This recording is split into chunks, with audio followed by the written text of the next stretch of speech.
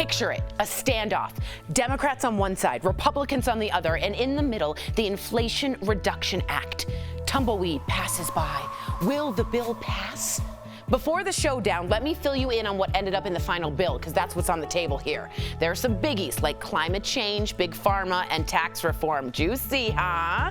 Let's start with the biggie, climate change. So, ladies and gentlemen, this is the first bill in U.S. history to address climate change seriously, with almost $400 billion set aside for building the infrastructure we need for renewable energy. So I want you to think solar panels, wind turbines, plus a lot of tax credits for buying electric vehicles and smarter homes.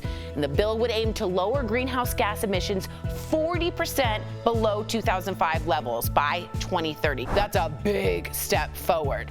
Big pharma, baby, let's slash some prescription drug prices, huh? For the first time ever, the bill gives Medicare the power to negotiate the price of medicines. Lawmakers have wanted to do this for years, and this Congress appears to have finally gotten it done.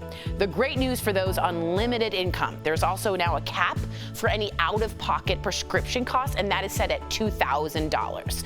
Additionally, many healthcare subsidies that grew out of the pandemic, they're going to be extended for the next 3 years, which is a huge relief to middle and lower income individuals. Also huge, Medicare recipients will see the price of insulin capped at $35. Now, an effort to expand this cap to Americans with private insurance didn't have enough Republican support and was stripped from the bill, which is a big miss for the more than 7 million Americans who require insulin but aren't on Medicare. How do we pay for all this, Tor?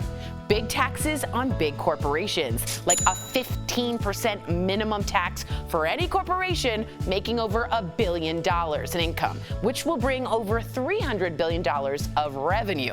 Healthcare savings from allowing Medicare to negotiate drug prices is estimated to save another $200 billion. And an $80 billion investment to improve the IRS. That is actually expected to pay off handsomely because the IRS estimates that the tax gap, the difference between what people owe and what they actually pay, exceeded $400 billion per year in recent years.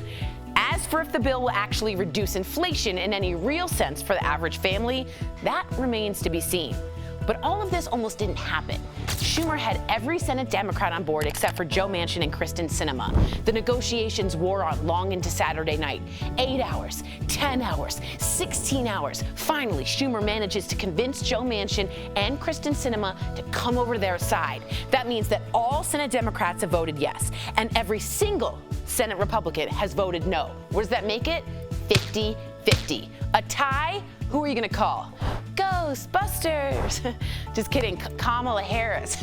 As the Veep, Harris is also the president of the Senate, aka the tiebreaker. So Harris swooped in Sunday night in the wee hours to vote for the bill to pass 51-50. As Chuck Schumer, the architect of the bill, said, quote, "It was like threading a needle." Some might be disappointed with the results, but hey, at least the sewing has started. Now you know.